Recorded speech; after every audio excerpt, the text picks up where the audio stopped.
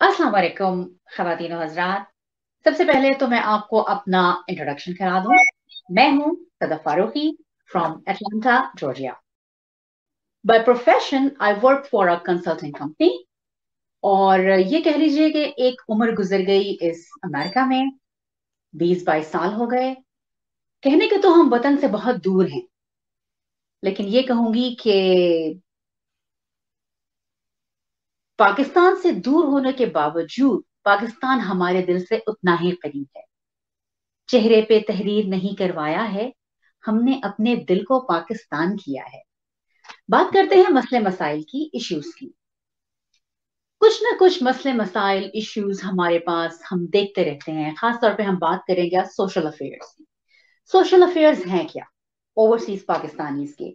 Pakistanis चाहे America में हो, चाहे मिडल ईस्ट में हो, ऑस्ट्रेलिया में हो, कनाडा में हो, हमारे मसले एक जैसे हैं सारे। तो हमने सोचा कि क्यों ना हम उन सोशल इश्यूज को डिस्कस करें और देखें कि हम उसको कैसे रिजॉल्व कर सकते हैं। मसले होना अलग बात है, हम सब के अपने अपने पॉइंट ऑफ व्यूज होते हैं, लेकिन आज तक मैंने जितने भी टॉक शोज देखे या जितने लोगों ने इस पर बात की, हमने मसलों पे बात की। हमने उसको ये नहीं देखा कि हम उसको रेक्टिफाई कैसे करें। तो इसी बात को मद्देनजर रखते हुए हमने सोचा कि क्यों ना हम इस सोशल मीडिया का थोड़ा सा सहारा लें और अपनी बात हम आप तक पहुंचाएं, कुछ आपकी सुने। और इस हवाले से हमने ये एक छोटा सा प्रोग्राम शुरू किया है। और मेरे साथ यहाँ पे होंगे एक बहुत ही अहम शख्सियत। उनका ताल्लुक न्यूयॉर्क से है।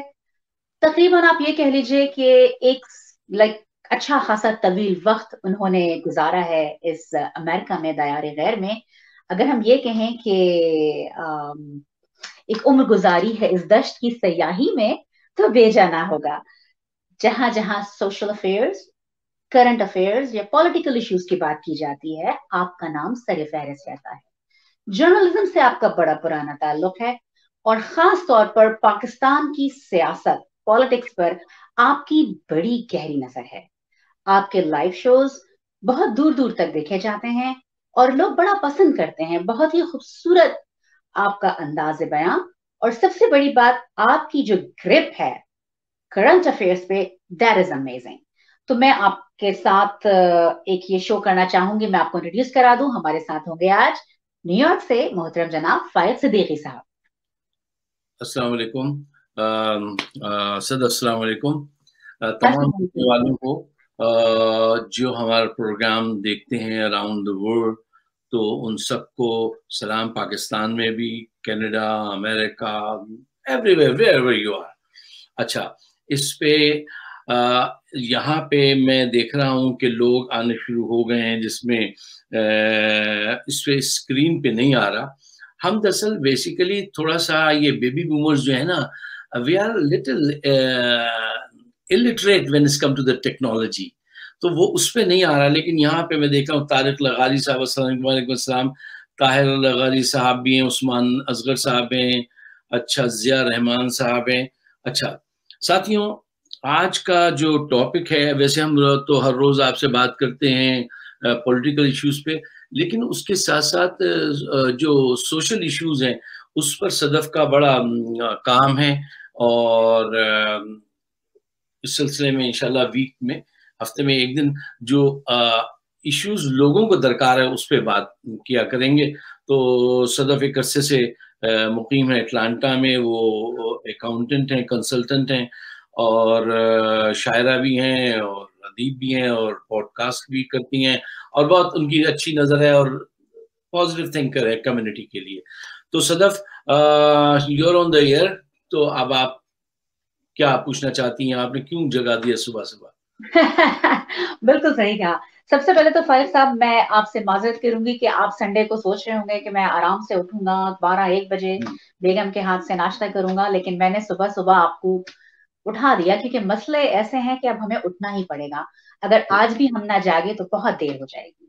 तो सही। जैसे कि हमने बात की आपसे कि हमारे पास कुछ सोशल इश्यूज हैं जिनको हम डिस्कस करना चाहते हैं। और इश्यूज, सबसे पहले मैं जो सबसे अहम मसला है ओवरसीज पाकिस्तानीज का, चाहे वो किसी भी खत्ते में हो, वो एक बड़ी संगीन सूरत हाल इख्तियार करता जा रहा है। और आप कह लीजिए कि मसला ऐसा है कि शादी का, आजकल शादियों के जो इश्यूज हैं, चाहे 16 साल के हों या 60 साल के हों, अगर उनकी शादी हो गई है तो भी परेशानी है, नहीं हुई है तो भी परेशानी है। तो इस बात को मद्देनजर रखते हुए हमने सोचा कि हम डिस्कस करें कि आजकल जो हमारे यहाँ एक प्रॉब्लम आ रहा है कि शादियों में डिक्लाइन हो रहा है, लाइक शादियां नहीं हो रही हैं, रिश्ते नहीं मिल रहे हैं, या हम एक बड़ी कॉमन टर्म सुनते हैं, और आप भी सुनते होंगे, आपने बेबी बूमर्स का जिक्र किया कि लड़की या लड़का क्लिक नहीं कर रहा है, कंपैटिबल नहीं है, या पेरेंट्स के इश्यूज हैं। I mean it's just on and on and on. तो हमने ये सोचा कि हम ऐसी बात करें कि हम, जिस प्रोग्राम का थीम ये होगी कि हम एक तो पेरेंट्स के पॉइंट ऑफ व्यू से बात करेंगे, और दूसरा हम न्यू जनरेशन के हवाले से भी कि वो क्या सोच रही है। तो फाइज साहब, आज मैंने आपको इसलिए यहाँ पे दावत दी क्योंकि मैंने आपका एक प्रोग्राम देखा था, और प्रोग्राम का ऐसा था कि उसमें शादी के ऊपर ही था, और आपने कहा था सबसे पहला इशू ये कि बैरून मुल्क से, यानी कि जो बच्चे अमेरिका में पैदा पले बड़े होते हैं, बैरून मुल्क यानी कि पाकिस्तान, हिंदुस्तान या बांग्लादेश, यहां से शादी करके नहीं लाना चाहिए। तो आप इसकी मजीद वजाहत करेंगे कि आपने किस पैराहे में ये बात कही है?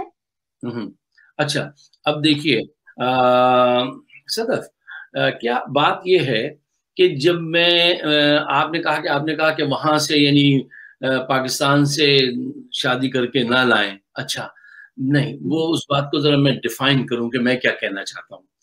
होता क्या है कि हमें कुछ हकायक हैं जिनको मानना चाहिए और उसको पेश नजर रखना चाहिए। देखिए, जो बच्चे यहाँ पे पैदा हुए हैं, पाकिस्तानी डायस्पोरा के, जो यहाँ ग्रो अप हुए हैं, उनकी सोच और पाकिस्तान के बच्चों की सोच में जरा फर्क होता है। और फर्क किस वजह से होता है? फर्क ये होता है कि हमारा यहाँ का, for example, sense of humour कुछ है, वहां के लोग किसी और बात पे हंसते हैं, यहाँ के लोग उस बात पे उदास हो जाते हैं। यहाँ के गेम्स कुछ और हैं, वहां के गेम्स कुछ और हैं। यहाँ के नॉर्म्स ऑफ द सोसाइटी कुछ और हैं, वहां के कुछ और हैं। अच्छा, उसके साथ साथ देखिए, अच्छे बच्चे यहाँ पे भी हैं, अच्छे बच्चे वहां पे भी हैं। अच्छा, जब लंदन में बहुत ज्यादा ऐसी शादियां की गई इंग्लैंड में कि 30,000 जबरदस्ती की शादियां करवाई पेरेंट्स ने, कि वो आजाद कश्मीर ले गए और दूसरी ले गए पंजाब में, और जब शादी करा के यही मेरी नूह बननी है, वो जो जबरदस्ती की शादी करा दी। उसके बाद क्या होता है, बहुत खराबियां पैदा होती हैं। तो मैं उस सेंस में बात करता हूँ कि एक तो जबरदस्ती शादी नहीं करानी चाहिए, क्योंकि ये मेरे भाई की बेटी है तो मैंने उसको जबान दी थी, अब इसी को शादी करना नहीं, इट्स अ रॉन्ग एटीट्यूड। अच्छा, दूसरा ये कि पाकिस्तान के बच्चे बहुत तेज होते हैं, यहाँ के बच्चों के सामने बिल्कुल डम होते हैं। वो इतनी जल्दी झूठ बोल देते हैं और इतनी जल्दी चीज चेंज कर देते हैं, छुपा देते हैं, कि यहाँ के बच्चे खड़े होकर देखते रह जाते हैं कि ये इन्होंने क्या कहा, क्या किया। अच्छा, तो मैं पाकिस्तान के बच्चों को बुरा नहीं कर रहा हूँ, मेरे बच्चे हैं, जैसे ये हमारे बच्चे ऐसे वो भी हमारे बच्चे हैं। लेकिन वो किन सर्कमस्टेंसेस में बड़े हुए हैं, उनकी ओरिएंटेशन क्या हुई है, जहां रोज हलाकत होती है, जहां मौलवी से लेके जज तक झूठ बोलता है, जहां पेरेंट्स भी झूठ बोलते हैं। पेरेंट्स यहाँ पे भी झूठ बोलते हैं लेकिन जरा कम बोलते हैं। जहां पे पूरी सोसाइटी जो है वो झूठ के बेस पर कायम है, तो उन बच्चों की ट्रेनिंग ही ऐसी होती है। तो मैं ये कहता हूं कि अगर आप पाकिस्तान से शादी करने जाएं तो बच्चे या बच्ची को साथ लेके जाएं, और जिसकी तरफ आपकी रग़बत हो उससे उसको मिलने दें, बातचीत करने दें। मिजाज अगर मिले तो जरूर कीजिए, और मिजाज ना मिले तो जबरदस्ती ना कीजिए। ये दैट्स व्हाट आई मीन। तो आप ये कहना चाह रहे हैं कि स्टिल लाइक कि आप जाके शादी कर सकते हैं पाकिस्तान में या हिंदुस्तान में, लेकिन ये कि पहले थोड़ा सा बच्चों में अंडरस्टैंडिंग होनी चाहिए ताकि एक दूसरे के मिजाज को समझ सकें। एक तो ये बात, दूसरी ये कि आपको पूरी चीजों को समझना चाहिए कि वो बच्चे किस माहौल से आ रहे हैं, और ये इनको यहाँ पे क्या पढ़ाया गया है, यहाँ क्या एथिक्स क्या है, वहां के एथिक्स क्या है, तो ये समझना चाहिए। जबरदस्ती वहां से बहू लेकर आना, ये मेरे ख्याल में गलत है। So it creates more problem. I agree with you. क्योंकि आपने जैसे कहा, मैं इस बात से इत्तेफाक करूंगी कि जो यहाँ बच्चे पले बड़े हैं उनके इंटरेस्ट अलग हैं, लेट्स सपोज कि जी उसको सुपर बोल देखना है, लेकिन जो पाकिस्तान से बच्चा आया है उसको तो क्रिकेट देखना है, जो यहाँ वाला बच्चा है उसको तो क्रिकेट का मालूम ही नहीं। तो वो हाँ। एक बड़ा मुश्किल सिचुएशन हो जाती है कि अंडरस्टैंडिंग डेवलप होना। बिल्कुल सही कहा आपने। एक पॉइंट आपका और था उसी प्रोग्राम में जो मुझे काफी, मैं चाह रही थी आपसे कि मैं इस बात पे डिस्कस करूं। आपने कास्ट सिस्टम के बारे में बात की। हालांकि कहने का तो अल्लामा इकबाल ने भी कह दिया कि एक ही सफ में खड़े हो गए महमूद और अयाज, ना कोई बंदा रहा ना कोई बंदा रवा। तो फिर ये कास्ट सिस्टम हमारे पास शादियों में कैसे प्रॉब्लम कर रहा है? यार देखिए, शायरी में तो हमने बहुत कुछ कहा, ठीक है ना, उससे बढ़ के हमारे कुरान में तो और उससे भी ज्यादा अच्छी बातें लिखी हैं, लेकिन हमने अमल तो कहीं पे भी नहीं किया। हमने ना कुरान पे अमल किया, ना सुन्नत पे अमल किया, ना अल्लामा इकबाल की शायरी पे अमल किया। तो बेअमली तो हर तरफ है। अब इकबाल तो बहुत अच्छी बातें कह गए, लेकिन आपने कितने परसेंट लोगों को देखा है कि वो अमल करते हो? जबकि कास्ट सिस्टम जो है ये हलाकत का बायस बनता है और हमेशा हलाकत का बायस बनेगा। मसलन अल्लाह ने जिस चीज को मना कर दिया ना, उस चीज के हमेशा हमने नुकसानात ही देखे। मतलब ये सिंधी है, ये पंजाबी है, ये महाजिर है, ये पठान है, मुझे ये बताइए, आप कौमियत से नहीं, मर्द या औरत से शादी करते हैं। आप अगर मर्द हैं तो एक औरत से शादी करते हैं, आप उसकी कौमियत से शादी नहीं करते। अच्छा, फिर जरूरी नहीं है कि आपका क्राइटेरिया उस पे जाके अगर फोकस हो गया मुझे सिर्फ सिंधी लड़की चाहिए, ठीक है ना, तो आप अपने आप को बहुत ज्यादा बंद करते जाएंगे, बहुत ज्यादा नैरो होती जाएगी आपकी चॉइस। अच्छा, फिर आप जरा सबूत देखिए कि क्या सामने आए हैं। मैं उर्दू स्पीकिंग हूँ, मेरी वाइफ का ताल्लुक पंजाब से है। अच्छा, हम 4 भाई हैं, 4 बहुएं हैं, and my wife is the best one, ठीक है ना, जिसने सबसे ज्यादा मेरी माँ की खिदमत की। अच्छा, और वो उनको दुल्हन बुलाती थी कि दुल्हन को बुला दो, ठीक है ना। तो वो किसके नसीब कैसे हैं, किसकी ट्रेनिंग क्या है। अब आप कहें कि मैं नहीं उर्दू स्पीकिंग ही ढूंढ के लाऊंगा, उर्दू स्पीकिंग में बड़ी अच्छी अच्छी लड़कियां भी हैं और ऐसी ऐसी भी आई हैं कि आपके 14 तबक रोशन कर दें। ऐसे ही में भी है, पंजाबी में भी है। तो ये मैं इससे जरा बालतर होकर सोचना चाहता हूँ कि ये अब मेरी बेटी की शादी एक पठान घराने में हुई है, मेरे बड़े बेटे की शादी जो है वो एक पंजाबी लाहौर के हैं उस घराने में हुई है। मैं उर्दू स्पीकिंग हूँ, मेरी शादी पंजाब। तो ये अगर ये क्राइटेरिया रखेंगे तो आप फंस जाएंगे। अगर आप खुश इखलाक हैं, चाहे वो आपका फर्स्ट कजन हो, अगर मिजाज मिलता है तो जिंदगी चल जाएगी। और अगर आपने कास्ट सिस्टम पे बिलीव कर दिया कि नहीं मैं तो ये पंजाबी खराब होते हैं, महाजिर ये खराब होते हैं, तो फिर आप फंस जाएंगे। मेरा टेक ये है। सही। मैं आपकी बात से इत्तेफाक करती हूँ यहाँ पे कि अगर हम अभी भी कौमियतों में या मसलकों में फंसे रहे, तो ये जो शादी ब्याह के मसले हैं ये तो और ज्यादा खतरनाक सूरत हाल इख्तियार करते जाएंगे।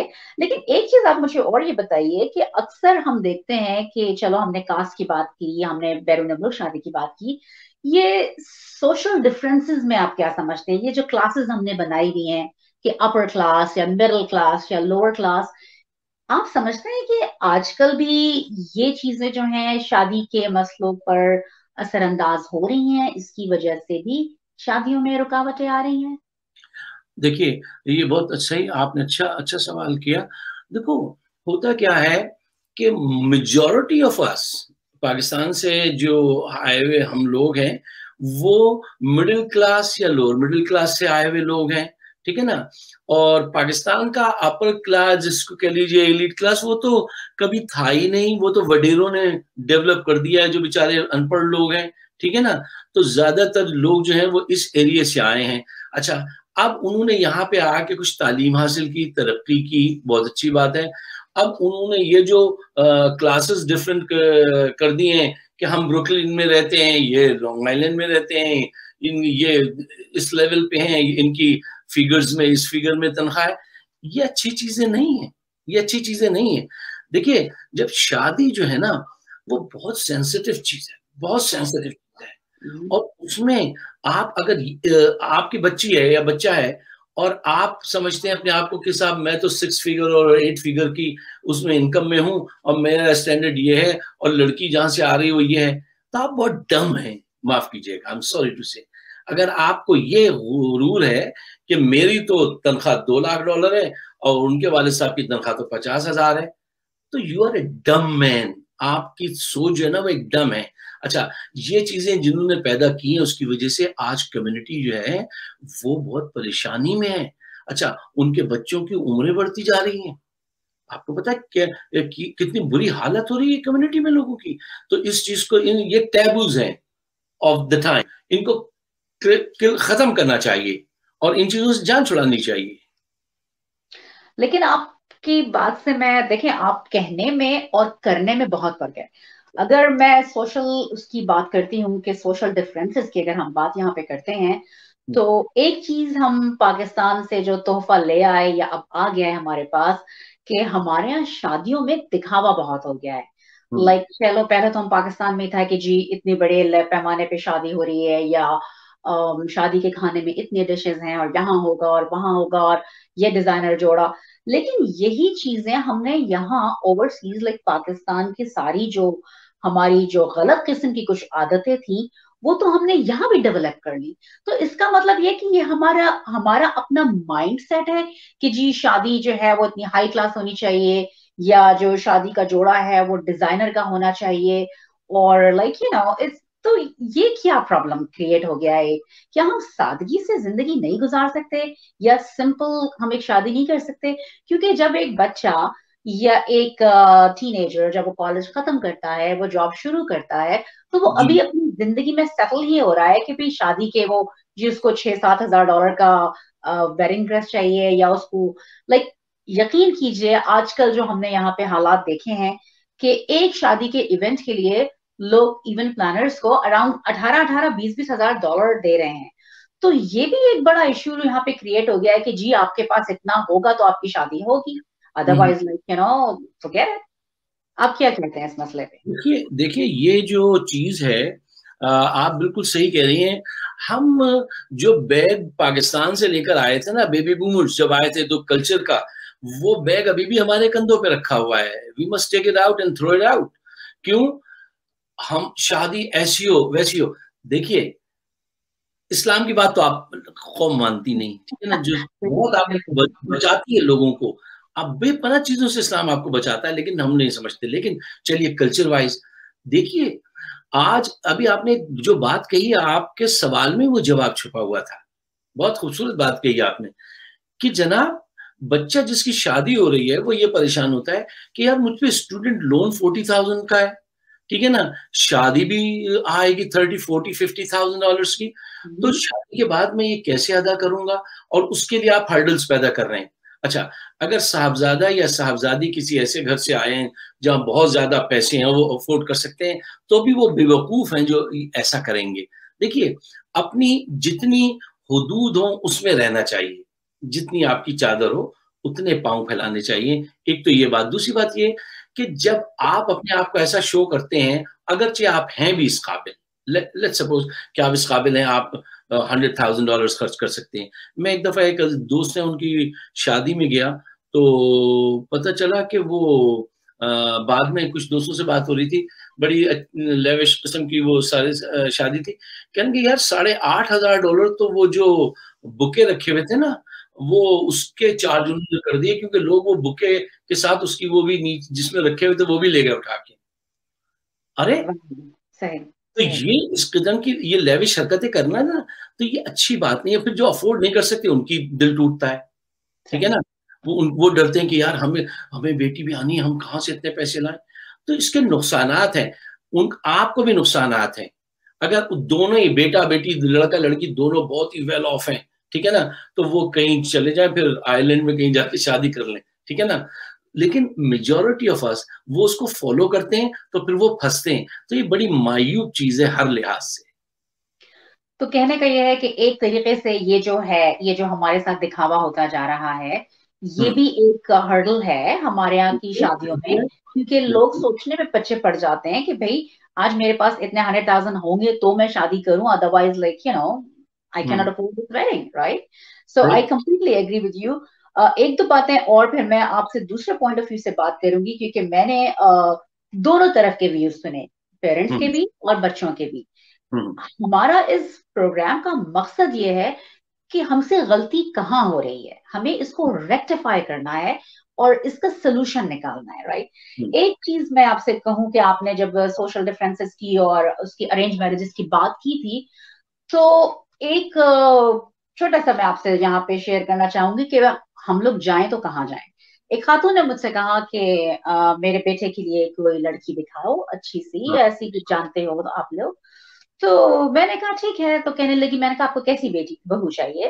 कहने लगी कि डॉक्टर हो या लॉयर हो, और बस तुम्हारी जैसी हो, सादी सी, घर का काम भी कर ले, खाना भी पका ले। मैं चुप सुनती रही। मैंने कहा ओके। तो कहने लगी कि बस हमारे साथ मिलजुल के रहे, हाँ डॉक्टर होनी चाहिए या लॉयर होनी चाहिए। खैर मैंने उनसे सिर्फ इतना कहा, मैंने कहा देखिए आप बिल्कुल सही कह रही हैं, और मैं, आपका बेटा माशाल्लाह बड़ा पढ़ा लिखा है, तो अगर डॉक्टर या लॉयर बहू आप लाएंगी तो वो भी 100,000 या 200,000 कमा रही होगी, तो वो क्यों चाहेगी कि वो सास के साथ या नंदों के साथ रहे? उसको भी तो अपने अलग प्राइवेसी चाहिए होगी ना। आप ये कह रही हैं कि आपको डॉक्टर बहू भी चाहिए है और वो आपके साथ भी रहे। खैर एनीवे वो कुछ नहीं बोली। फिर 2-4 दिन बाद उनका दोबारा फोन आया, कहने लगी कि कोई बेटी के लिए बताओ, बेटी के लिए देख रही हूँ। तो मैंने कहा एक लड़का है और उसकी फैमिली है, 2 बहनें हैं उसकी, और like you no he is working and he is pretty good, he is educated. तो कहने लगी कि नहीं भाई, मुझे तो ऐसा है कि लड़का अकेला हो, फैमिली वैमिली ना हो, बड़ा मुश्किल होता है एडजस्ट करना। आप ये देखिए हमारी थिंकिंग कि जब हम बेटे के लिए लड़की देखते हैं तो हम क्या सोचते हैं, और जब बेटी के लिए लड़का देखते हैं तो हम क्या सोचते हैं। तो we are nowhere, right. हम ऐसे कैसे चलेगा? क्योंकि कहने को तो आप ये कह रहे हैं कि ये बच्चों का इशू है, लेकिन it looks like more a parenting issue. What you think about it? आप सही कह रही हैं। देखिए, हमारे वहाँ क्राइटेरिया ये बनाया है कि लड़की ऐसी हो जो नंबर 1 खूबसूरत हो, लड़का बिल्कुल। चाहे कैसा भी हो, ठीक है ना। लड़के को एक एक दोस्त एक दिन डिस्कशन में ऐसी वो बात हो रही थी, तो वो कहेंगे यार आप मुझे कुछ बताइए कि इतने दिन हो गए हमारा रिश्ता नहीं लग पा रहा है। तो मैंने कहा तुम अपनी वालदा को ये समझाओ, तुम जिस तरह के हो और जिस तरह की तुम्हारी बहनें हैं, उसी लुक की बहू भी ढूंढनी चाहिए ताकि वो तुम्हें खप जाए। उससे बहुत ज्यादा अगर खूबसूरत तो तलाश करेंगी तो वो आगे फिर तुम्हारी ठुकाई लगाएगी, ठीक है। तो ये मुनासिब नहीं है, जैसे हो वैसा ढूंढो। सबसे पहले खूबसूरती हो, रंग हो रहा हो, कद लंबा हो, ऐसी तावीलात बनाते हैं कि वो हूर वो तो ऊपर ही जाके मिलेगी। अच्छा, ये number 1, this is wrong. Number 2 के लड़के के लिए जो चीज वो चाहिए वो ऐसी हो कि वो घर की माई भी हो, मासी भी हो, उसके बच्चों की माँ भी हो, और इनके लिए नर्स भी हो, ठीक है ना। तो देखिए ये धोखाधड़ी है जो आप अपने साथ करते हैं, अपने बच्चों के साथ करते हैं। अच्छा, अब क्राइटेरिया क्या होना चाहिए? देखिए, मजहब ये कहता है कि क्राइटेरिया जो रखो वो किरदार को रखो, हस्बैंड को नहीं रखो। हस्बैंड के मैं इस खानदान से हूँ, मेरे फोर फादर जो हैं वो हिंदुस्तान में पूरा गांव बसाया था, अब इसमें मैं अगर अटका रहा हूँ, कोई अटका रहे, तो ये हस्ब नसब नहीं चलेगा। अच्छा, आपकी खूबसूरती वो इतना बड़ा टारगेट नहीं है। तीसरी चीज बताई गई कि ये देखो कि किरदार क्या है, can you get along with her और हिम।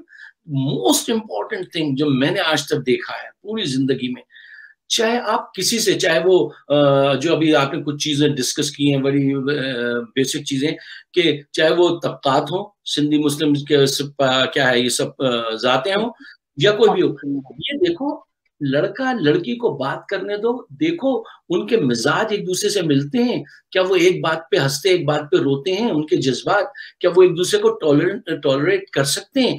अगर उनकी अंडरस्टैंडिंग हो तो चाहे वो लड़का लड़की कहीं से भी हो, किसी भी स्टेटस से हो, लोअर क्लास से हो, मिडिल से हो, अपर से हो, अगर उनके जहन मिलते हैं तो वो शादी कामयाब रहेगी इंशाल्लाह।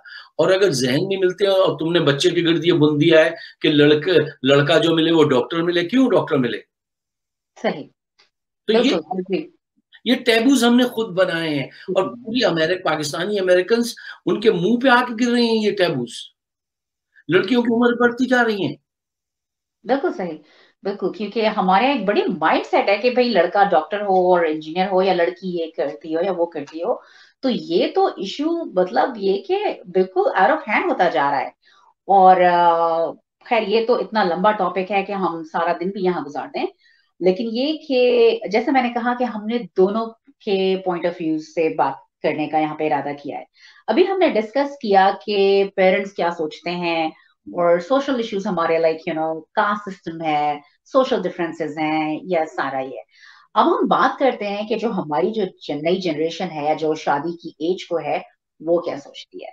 तो काफी बच्चों से मेरी बात हुई जिसमें एज ग्रुप है 20 to 28।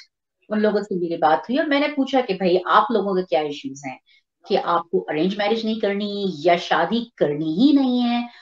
तो कुछ मैंने पॉइंट्स जमा किए और फाइक साहब आप यकीन कीजिए ऐसे ऐसे पॉइंट्स मुझे मिले कि जिनके बारे में मैंने इससे पहले कभी नहीं सोचा था। एक तो सबसे बड़ी बात एक बच्चे ने मुझसे कही कि आप लोग बात करते हैं अरेंज मैरिजेस की या अपनी देसी कम्युनिटी में शादी की, लेकिन सबसे बड़ा ड्रॉबैक हमारे साथ ये है कि हमारे कौलो फेल में तजाद है। मैंने पूछा वो किस तरह, तो उसने कहा, उस बच्चे ने, कि देखिए जब हमारे यहाँ गैदरिंग्स होती हैं तो हमारे यहाँ लड़के अलग बिठा दिए जाते हैं, लड़कियां अलग, लाइक आदमियों की गैदरिंग्स अलग होती हैं, औरतों की अलग।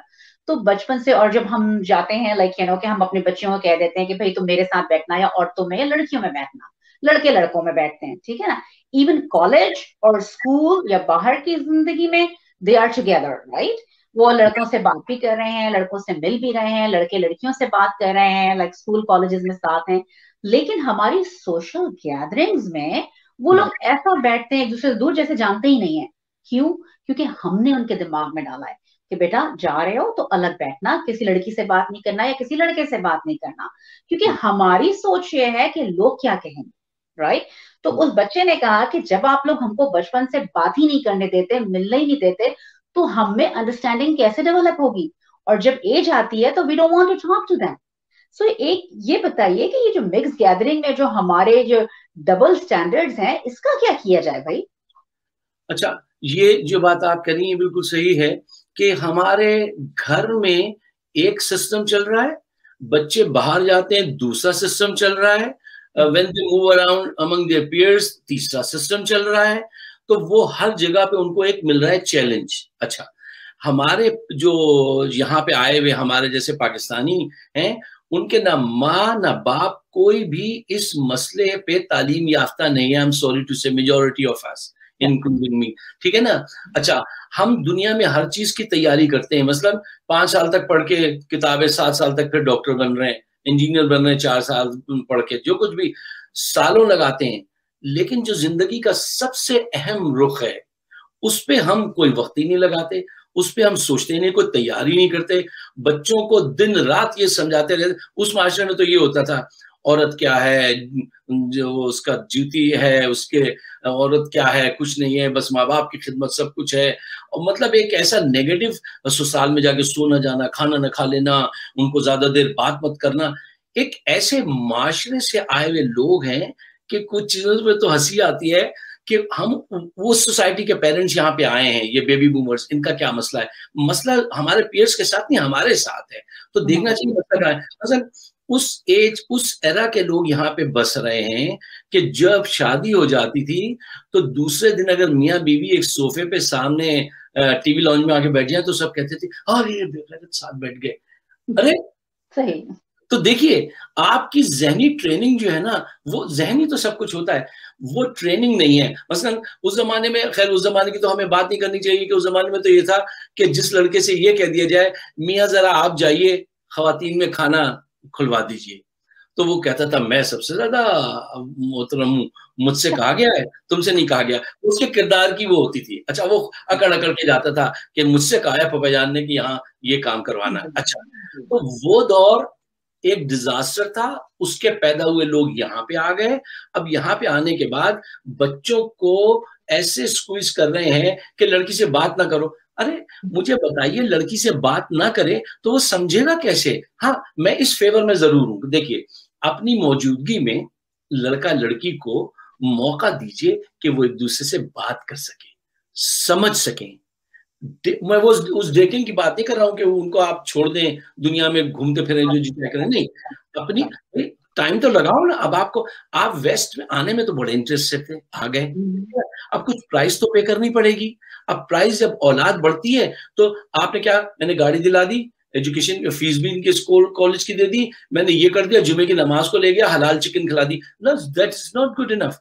आपको इनको समझाना है कि जिंदगी कैसे गुजरती है, और जब आप अपने पार्टनर का इंतखाब करते हैं तो उसका क्राइटेरिया जो है ना वो क्या होना चाहिए।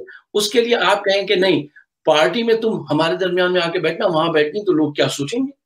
बिल्कुल सही। बड़ा बड़ा ही अफसोस का मकाम है, हमारे जहन में ये होता है कि लोग क्या कहेंगे।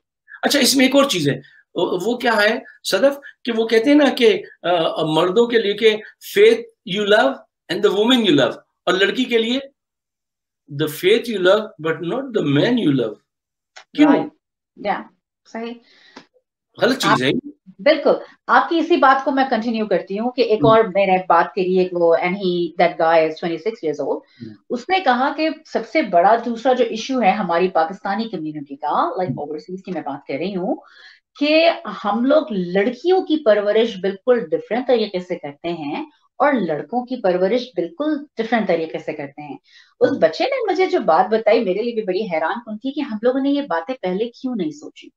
उसने मुझे ये कहा कि देखिए, हमारे यहाँ एक ये बना हुआ है कि आपने जैसे कहा कि बात करने में लाइक के एहतियात करते हैं ये, तो लड़के लड़की का जो फर्क है उसमें हमने जनाब, अगर लड़की लड़का है तो हमारे यहाँ ये उसका अल्टीमेट गोल है कि वो अपना पढ़ाई खत्म करे और अच्छी सी 1 लाख 2 लाख की जॉब कर ले। अब उस भाग दौड़ में हम ये भूल जाते हैं कि हमने उस बच्चे को कल्चरल वैल्यूज सिखाई हैं, हमने उस लड़के को सोशल वैल्यूज सिखाई हैं, हमने उसको क्या सिखाया है, राइट। कंपैरेटिवली अगर हम लड़की की बात करते हैं तो हमारा, अगर वो कुछ भी कर दे, हमने उसको रोकना है। हमारा फर्ज है उस बच्ची को रोकना है कि नहीं नहीं ये नहीं कर सकती, तुम ये कर सकती हो।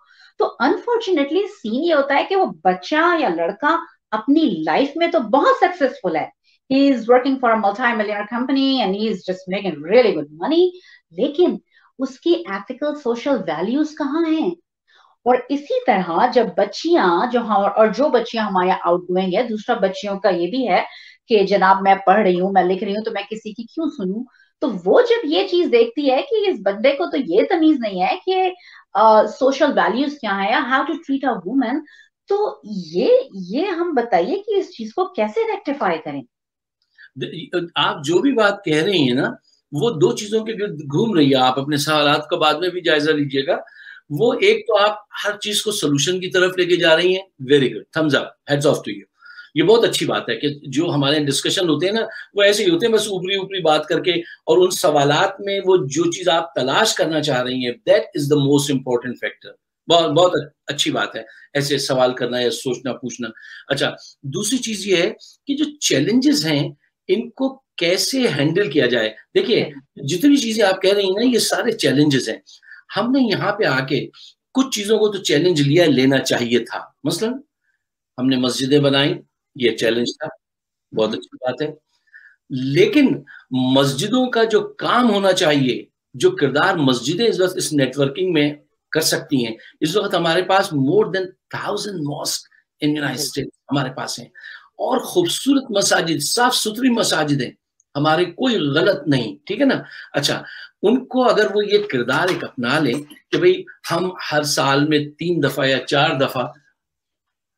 दफा वो करेंगे, ये रिश्ते मैच मेकिंग जो है इसमें लोगों की मदद करेंगे, तो यकीन कीजिए रोजे मैशर उनको बहुत बड़ा सवाब मिलेगा, ठीक है ना। अच्छा, अब अपना एक क्राइटेरिया सेटअप उनको करना चाहिए। अच्छा, जो बात आप कह रही हैं वो शुरू से घर में खातून से बात करने की तहजीब, उनके दरवाजा खोलना, उनको पहले बैठने को कहना।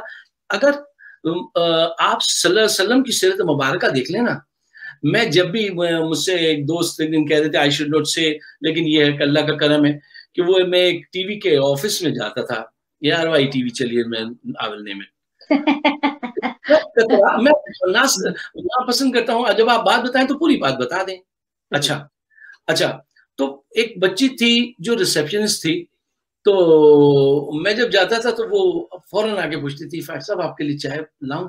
तो एक दोस्त कहने लगे ये क्या सिलसिला है, ये जो है हम आते हैं तो ये नहीं कहती, आप जब आते हैं तो ये फौरन आके पूछती है। मैंने कहा ये मेरी निगाह पहचानती है, ये मेरी सोच पहचानती है कि मैं इसको कहता हूँ बेटी जी जरूर आप लाइए, पियेंगे, ठीक है ना। अच्छा, एक ये मैंने अपने बाप से सीखा, वो कहते थे आप सल्लल्लाहु अलैहि वसल्लम खड़े हो जाते थे जब फातिमा ज़ोहरा तशरीफ लाती थी, आखिरी नबी खड़े हो रहे हैं, कोई एहतराम की हद है? मुंह बोली माँ आ रही है, चादर बिछाए दे रहे हैं, औरतों से कितना खूबसूरती से हैंडल करते थे। देखिए औरत एक ऐसी, चाहे वो माँ के रूप में हो, बहन के रूप में हो, बीवी हो या कोवर्कर हो, चाहे मुस्लिम हो नॉन मुस्लिम हो, ये आप पे, this is incumbent upon you to treat her with respect and dignity. हमारे कितने घरानों में ये चीज सिखाई जाती है, बहुत कम, इस पे तवज्जो देनी चाहिए।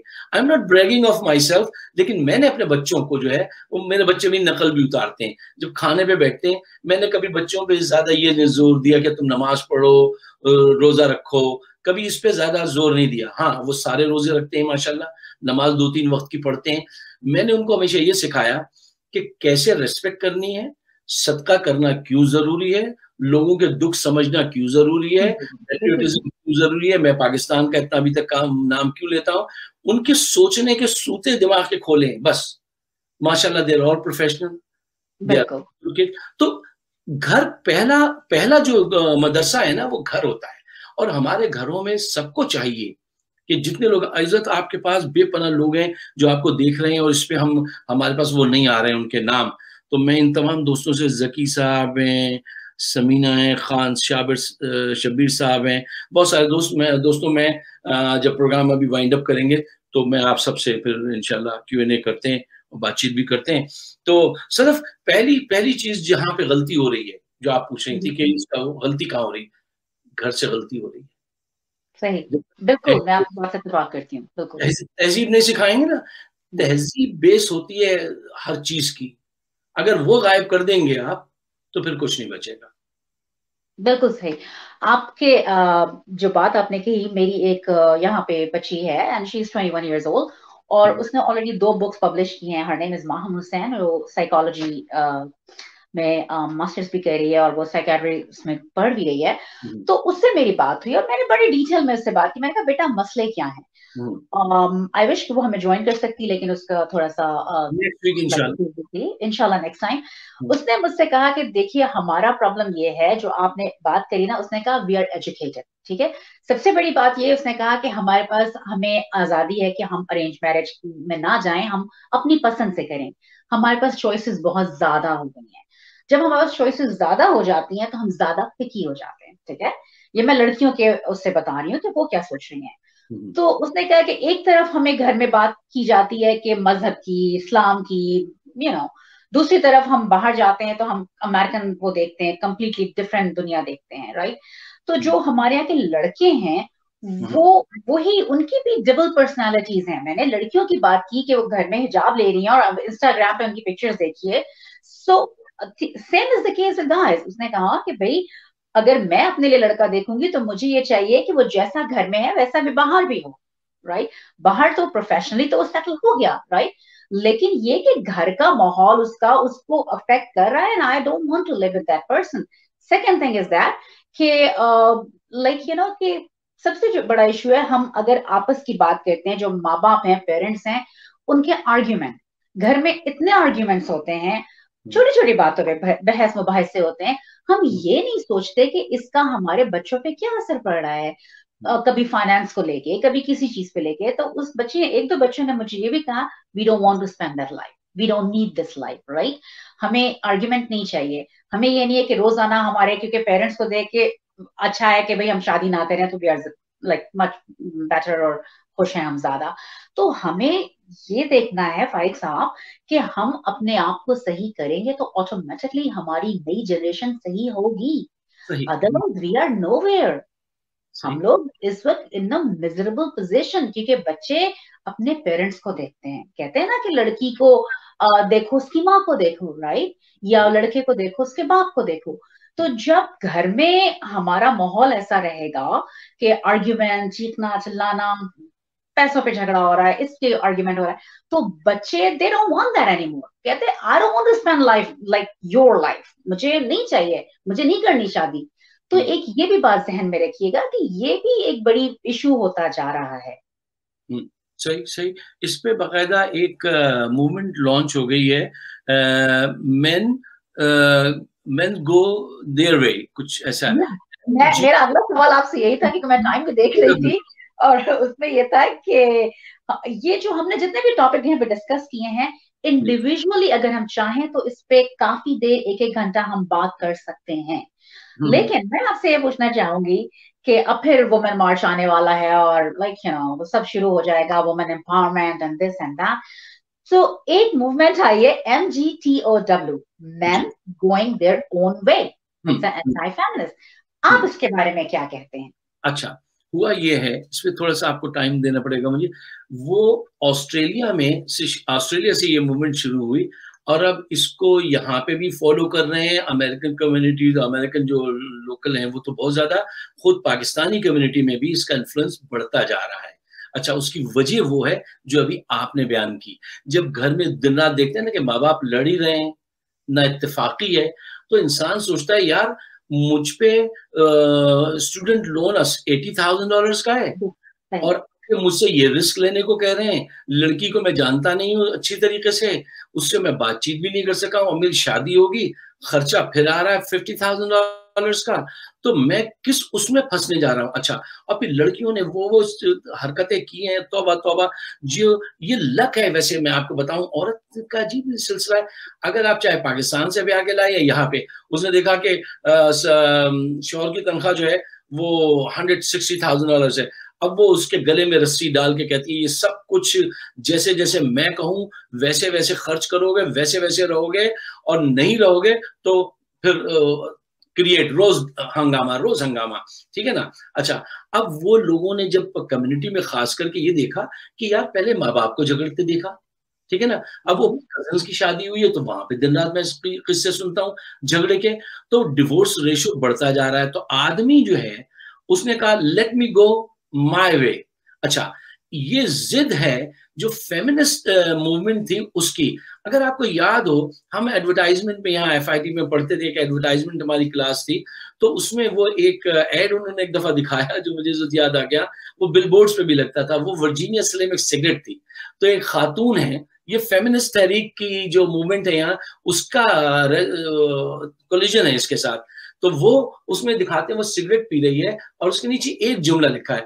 हमें कॉपी राइटिंग में ये होता था कि एक सेंटेंस लिखना होता था जो उसको डिफाइन करे पूरी चीज को। तो उसको बड़े मॉडर्न से लिबास में दिखाया, अब साथ में एक तस्वीर दिखाई, जो औरत पहले लंबे कपड़े पहनती थी, पूरा बदन ढका हुआ होता था, और जो लड़की खड़ी हुई जो है वो सिगरेट पी रही है, उसके नीचे लिखा होता था you have come a long way baby. बहुत अरसे के बाद तुम्हें आजादी मिली है, ठीक है ना, you have come a long way baby, यानी तुम वहां कैद थी, यहाँ तुम आजाद हो गई हो। अच्छा, अब ये फेमिनिस्ट जो तहरीक है जो अमेरिका से शुरू हुई, तो ये जो सिलसिला है इसने और ज्यादा बाजा बजा दिया। अब मर्द जो है वो कहते हैं यार मैं आई एम बेटर ऑफ, क्या अगर मैं खुद अपना टेक केयर कर लूं, मैं घूमता रहूंगा। अच्छा, फिर ये कि लड़के भी यहाँ पे प्रोफेशनल है सारे, ज्यादा पाकिस्तानी जो है, ठीक है ना। अब एक प्रोफेशनल बंदा जिसके पास सब कुछ हो, तो वो कहता है कि ठीक है, मेरे एक कजन है उनकी शादी नहीं हुई, तो मैंने एक दिन उनसे पूछा नादिर भाई ये आप शादी क्यों नहीं करते? कहने लगे उनके वहां भी यही केस था, माँ बाप का सारी जिंदगी हर चीज अल्लाह ने दी थी, उनके घर में हर चीज दिया था है, लेकिन वो झगड़ा देख देख के माँ बाप का कहने लगा कि नहीं नहीं I don't intend to marry. मैंने कहा क्यों?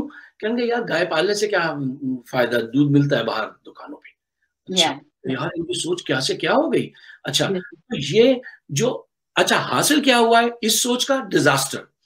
फेमिनिज्म के जो तहरीक है उसने क्या हासिल दिया है आपको पता है? यहाँ पे क्या रिजल्ट आ रहे हैं? 70% खवातीन अमेरिका में, जिसको हमारे यहाँ की वो कुछ आंटियां कह रही हैं मेरा जिस्म मेरी जान, उसको फॉलो करना चाहती हैं, ये यहाँ के सेंसस ब्यूरो के हुए हैं। 70% जो तलाकें हुई हैं उसमें 87% वो अब ये कहती हैं खवातीन कि हमें एक मेल की जरूरत है जो who must be bread winner और जो बच्चों को थोड़ा सा मेंटोर कर दे। यानी अब 87% खवातीन यहाँ पे ये कहने लगी, इस तहरीक से ये हासिल हुआ है। 77% खवातीन डिवोर्स लेने के बाद पॉवर्टी लाइन से नीचे चली गई। 77%। मतलब सोसाइटी का एक बैलेंस होता है ना, जब वो डिवोर्स होती है बहुत अलग चीज होती है। अब ये लोग जो कहते हैं ना पल भर में हाँ जी तलाक कर लो, तलाक याफ्ता औरत का रिश्ता आसानी से आप करवा सकती हैं? नहीं करवा सकती। नहीं। यंग है जिनकी नहीं, उनकी मुश्किल होती है। अच्छा, एक आखिरी बात जो मैं आपसे कहना चाहता हूँ अपने सुनने वालों से, खुदा के वास्ते डरो अल्लाह से। और जो डिवोर्स अगर किसी की हो गई है, तो उन लड़कियों को भी रिश्ता दिया करो, वहाँ पे भी सोचा करो। ये तुम बहुत ज़्यादती करते हो कि उनको तो फिर ऐसा अछूत, वो हिंदुइज़्म में अछूत समझने लगते हैं, बिल्कुल आउट कर देते हैं। नहीं, ऐसा नहीं करो, कोई ना कोई रीज़न हो ही जाता है, ठीक है ना? और ये कोई नई चीज़ नहीं है, बरसों से होता है, तो उसकी तरफ ज़रा तवज्जो देनी चाहिए। तो इस तरह के बहुत सारे मसाइल हैं आपके लिए, बहुत सारे लोग यहाँ पे सलाम भेज रहे हैं आपको, जो आप यहाँ पे नहीं देख पा रहे हैं, लेकिन ये मेरे पास जो डिवाइस है, ये मेरे फ़ोन की, इसपे मैं देख सकता हूँ। और मैं ये एडमिट करना चाहता हूँ ख़वातीन हज़रात, जो आप लोग शायद वो देख रहे हैं शो, कि आप इतनी बड़ी तादाद में आ रहे हैं, अपने कमेंट्स दे रहे हैं, कि हमें ज़रा टोटल कंट्रोल नहीं था। तो इंशाअल्लाह ताला वो बेहतर करेंगे। अच्छा, आप बताइए। आपकी बात काट रही हूँ मैं। जी। आपने सब कुछ बता दिया, इतनी लंबी कहानी सुना दी मुझे, लेकिन आपने मुझे ये नहीं बताया कि MGTOW के बारे में आप क्या उसके फेवर में हैं या उसके अगेंस्ट में हैं? यार देखिए, मैं अब आप मुझे ट्रैप कर रही हैं। अच्छा ठीक है, देखिए होता क्या आप, इसलिए मैं कह रही हूँ ना कि है। एज हाँ, a man what you think, like क्योंकि ये सारे चीजें अगर आप देखिए तो ये एक दूसरे से कनेक्टेड हैं। शादियां क्यों डिक्लाइन हो रही हैं, शादियां क्यों नहीं हो रही हैं, डिवोर्स रेशियो क्यों बढ़ रहा है, ये सारी चीजें, और ये MGTO आपकी जो मूवमेंट है, ये सब कनेक्टेड हैं। आपने बात करी हलाल हराम की, बिल्कुल सही कह रहे हैं आप, क्योंकि अगर ये चीज डेवलप होती चली गई, ये जो ऑर्गेनाइजेशन है, जो मूवमेंट है, तो हलाल और हराम का तो फर्क ही खत्म हो गया ना। कि जब एक चीज आपको जब अवेलेबल है इजीली, तो why you have to go to the difficult way? अच्छा देखिए, जो आप कह रहे हैं, मेरी मेरी सोच ये है, ये MGTOW जो है, वो मैं उस तहरीक के हक में नहीं हूँ, और मैं ये समझता हूँ कि ये रिएक्शन है। ये रिएक्शन है किसका? फेमिनिज्म मूवमेंट का। जी अच्छा, बिल्कुल। जिसमें औरतों के दिमाग को इतना खराब कर दिया गया, और ये नहीं देखा। देखिए, औरत को अपने हुकूक की बात करनी चाहिए, हमेशा करनी चाहिए, ठीक है ना? औरत को जो चीज़ वो है, अपने डिमांड भी करनी चाहिए कुछ, अपने शौहर से, भाई से, बाप से, जिससे उससे मुतालबा भी करना चाहिए, सब चीज़ें जायज़ हैं। लेकिन जहाँ ये हो जाए ना कि मेरा जिस्म मेरी मर्ज़ी, तो आपको पता है क्या है? आज अमेरिका में ये भी सेंसस की रिपोर्ट है कि 4 आउट ऑफ 10 बच्चों के बाप का नाम पता नहीं होता है। यस, 4 बच्चों, जिसके वालिद साहब का नाम ही नहीं पता हो, तो उसका क्या फ्यूचर होगा उस बच्चे का? मुझे बताइए। अच्छा, अब ये तहरीक है, पाकिस्तान में भी उन्होंने एक निकाल दी है, कुछ आंटियाँ हैं, ठीक है ना? उन आंटियों को चाहिए कि ज़रा ये देखें कि इससे फ़ायदा कितना हुआ। आप कोई भी चीज़ करते हैं, तो क्या करते हैं? कहते हैं इसके merits, demerits, pros and cons, what are those, let's go and brainstorm करते हो आप, और सोचते हैं कि इसके इतने फ़ायदे हैं। अगर 10 फ़ायदे हैं, 2 नुकसान है, तो फाइन, ठीक है ना? लेकिन यार अगर 10 नुकसान है और 1 फ़ायदा है, तो डोंट, वो डील नहीं करो तुम, डोंट मेक दैट डील। तो ये बहुत खतरनाक चीज़ है MTOW, और ये उसी का रिएक्शन है।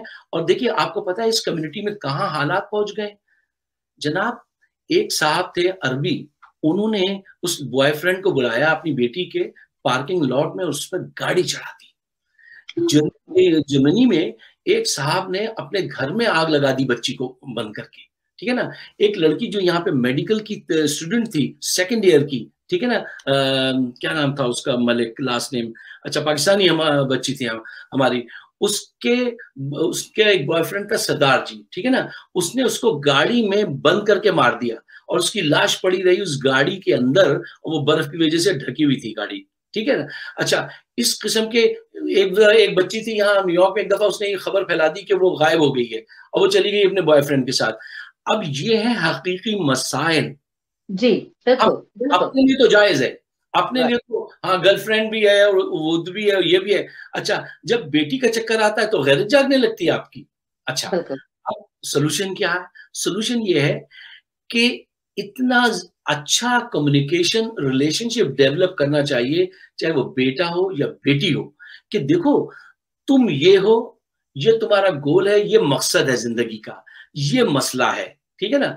अच्छा, प्रॉब्लम और आपका मकसद जो टारगेट है, वो 2 मुख्तलिफ चीजें हैं। मसलन प्रॉब्लम ये है, मसला ये है कि बच्चे क्या गैर मुस्लिम के साथ शादी कर सकती हैं, डेट कर सकती हैं? डेट की हमारे यहाँ गुंजाइश नहीं है, शादी की हमारे यहाँ गुंजाइश नहीं है। ये क्या है? ये मसला है। अच्छा, मकसद क्या है उसका? मकसद लाइफ का ये है कि तुम्हारी जिंदगी जो है वो शादी के बाद आसान हो, तुम्हारे बैक पे कोई खड़ा हो जो तुम्हारी अच्छी तरह से टेक केयर कर सके, तुम्हारे बच्चों को एक मेंटोर मिले, एक ब्रेड विनर मिले। अच्छा, अब जब ये प्रॉब्लम वर्सेस मकसद जब ये आके टकराते हैं तो मसले को भूल के मकसद की तरफ उसको एजुकेट करना चाहिए। हम खुद एजुकेटेड नहीं।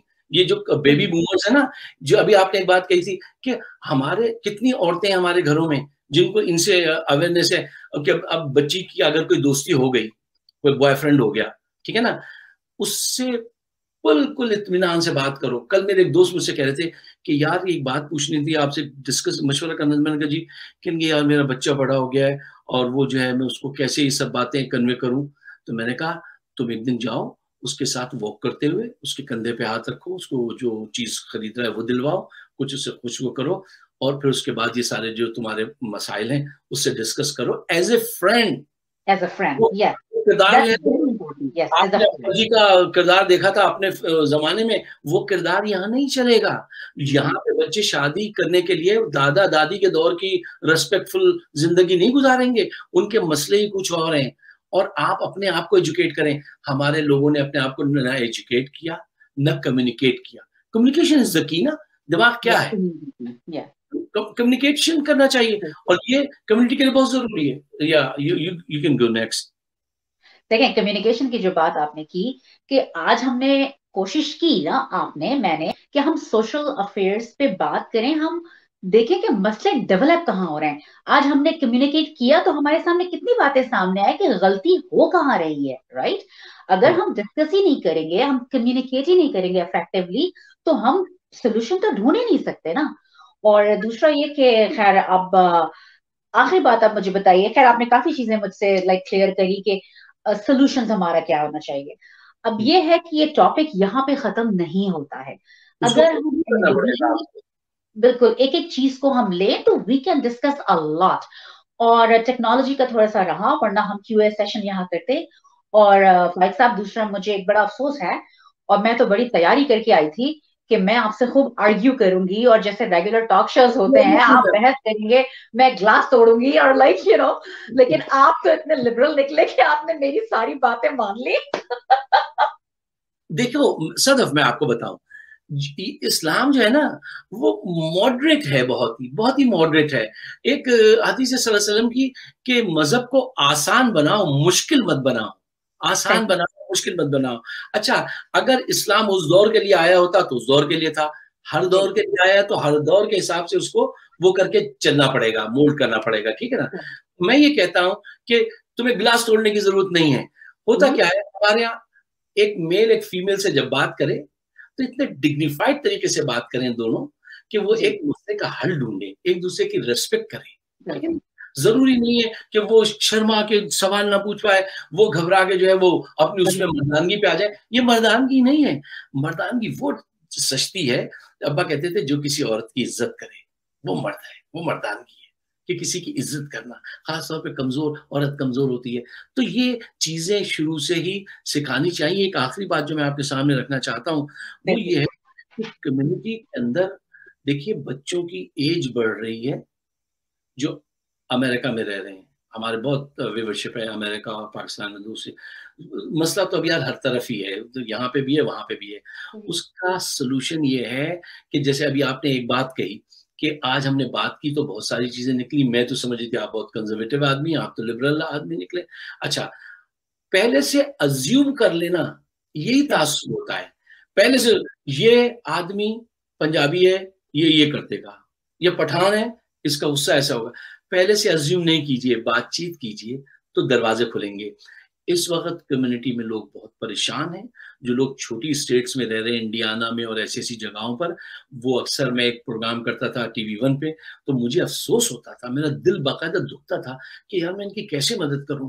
क्यों? आपने मस्जिद तो बनाई है, मैं मस्जिद के खिलाफ नहीं हूं, मैं आपसे सिर्फ एक डिमांड करता हूं। जो ये 14 अगस्त मना रहे हैं, और रेड कर रहे हैं और धमाले डाल रहे हैं। ये सब बेकार बातें हैं, आप कर लीजिए, लेकिन जो असल चीज है, इस कम्युनिटी में अब एक नेक्स्ट क्राइसिस आने वाला है, वो एलजीबीटी कम्युनिटी का है, ठीक है ना? तो भाग जाएंगे। अरे ये क्राइसिस आने वाले हैं, इसके लिए आज सोच डेवलप करो और बड़े precise and concise go with the rhythm and rhyme, Aahista Aahista उसको करो, एजुकेट करो। अब इस वक्त रिश्तों का बहुत बड़ा काल पड़ा हुआ है कम्युनिटी में, अमेरिका में। इनको चाहिए सारी मसाजिद को और जितनी सोशल ऑर्गेनाइजेशंस हैं, पाकिस्तान की पॉलिटिक्स आप डिस्कस करते हैं यहाँ पे, फोटो खिंचा देते हैं, ठीक है ना यार, उससे हासिल तो कुछ होता नहीं। चलिए वो भी जरूरी है, कीजिए, हम भी करते हैं, लेकिन एक विंडो इस बात के लिए जरूर रखिए कि बच्चों की तरबियत कैसे की जाए, अपने दिमागों को कैसे खोला जाए। दिमाग और पैराशूट उस वक्त काम नहीं करते जब उनको बंद कर दो, हादसा हो जाता है। तो दिमाग खोलो, अपने बच्चों से कम्युनिकेशन बढ़ाओ, मसाजिद के लोगों को मजबूर करो कि आप यहाँ पे एक नेटवर्किंग क्या कीजिए। इतना वाले ये काम करते हैं, बहुत अच्छी बात है, बहुत लोगों को वहां से फायदा हुआ है। अब हजारों तंजीमें हैं यहाँ पर, अगर उन्होंने ये विंडो नहीं रखा तो आप उनको डोनेशन देना बंद कर। बिल्कुल सही फाइक साहब, बहुत शुक्रिया आपका। और वाकई इतने खूबसूरत इश्यूज हमारे पास हैं और बड़े मुश्किल हैं, अगर हमने अभी इसको नहीं देखा तो वी विल बी नोवेयर। लेकिन ये कि लिसनर्स एंड ऑल्सो जो भी हमारे व्यूअर्स हैं इस वक्त, बहुत शुक्रिया आपने प्रोग्राम को देखा और प्लीज अपनी राय से हमें जरूर मुतला कीजिएगा। और नेक्स्ट वीक दोबारा हम लोग आपके सामने एक नए टॉपिक के साथ आएंगे और नई जनरेशन की थॉट के साथ कि वो क्या सोचते हैं। जाते जाते मैं सिर्फ एक शेर जरूर अर्ज करूंगी फाइक साहब, क्योंकि वक्त बहुत कम है और मैं हमेशा अपने प्रोग्राम का इख्तिताम या कह लीजिए इस पे करती हूँ। मुझे हिमायत अली साहब का बेइंतहा पसंद है। जो कुछ भी गुजरता है मेरे दिल पे गुजर जाए, उतरा हुआ चेहरा मेरी धरती का निखर जाए, कश्ती है मगर हम में कोई नूह नहीं है, कश्ती है मगर हम में कोई नूह नहीं है, आया हुआ तूफान खुदा जाने किधर जाए, मैं कुछ न कहूं और ये चाहूं कि मेरी बात खुशबू की तरह उड़ के तेरे दिल में उतर जाए। इसके साथ मुझे बहुत इजाजत दीजिए। Thank you so much. इंशाल्लाह आपसे अगले हफ्ते मिलते हैं। फाइक साहब एक सेकंड रुकिएगा, क्योंकि नाइंसाफी हो जाएगी, क्योंकि कसूर तो हमारा है और जो यहाँ पे बहुत सारे लोग मुसलसल आपको सलाम दुआ भेज रहे हैं, मैं उनको थोड़ा सा मेंशन कर दूं, ठीक है ना? लंबा जिंदगी अता फरमाए को साहब दुआ दे रहे हैं। अच्छा, Yusuf Khan sahab is watching, thank you very much. Mohammad Ashfaq sahab, Zahid Kazmi sahab are watching, thank you for watching. Azizullah, good topic, अच्छा sir, thank you very much. Mohammad Irfan Siddiqui sahab, nice topic and discussion, thank you Siddiqui sahab. Abdul Jabbar is watching with you. अच्छा, शम सैयद, अब ये बहुत सारी लंबी फहरिस्त है, ठीक है ना? अच्छा, मोतीउल्लाह शेख साहब, अखलाक अहमद साहब is here and we have quite good number of people who are watching and alhamdulillah they are giving you some good dua, so दुआ की तो हमेशा ज़रूरत रहती है। मैं इस बात पर इकरार कर रहा हूँ, तो इसलिए आप लोग मुझे माफ़ कीजिएगा कि इंशाल्लाह ताला नेक्स्ट वीक से कोशिश करेंगे कि हम आपकी कॉल्स ले सकें और हम ग्रेजुअली अपने आप को अपलिफ्ट कर रहे हैं। और जो हमारे प्रोड्यूसर साहब हैं उनसे मैं आज इंशाल्लाह तफसील से बात करूंगा, हमजा साहब से। सलीम खान साहब इज वॉचिंग, सरफराज साहब, अब्बासी साहब, अस्मा साहिबा, अच्छा साहब, राना साहब, अच्छा ये सब लोग जो है, तमाम दोस्तों को मैं अभी बाद में आपको मेंशन कर दूंगा या मैं सब से कहूँगा कि सदफ से कि वो आपको मेंशन कर दें जब हम ये पढ़ पाएंगे अपनी फेसबुक पे, तो आपका शुक्रिया अदा कर देंगी। आप सबका बहुत बहुत शुक्रिया, आपका बहुत बहुत शुक्रिया और इजाजत दीजिए कि गमे दौरा में अभी और भी कुछ मसाइल बाकी हैं। बिल्कुल, बहुत शुक्रिया, बहुत शुक्रिया। नेक्स्ट वीक मिलते हैं। थैंक यू, अस्सलाम वालेकुम।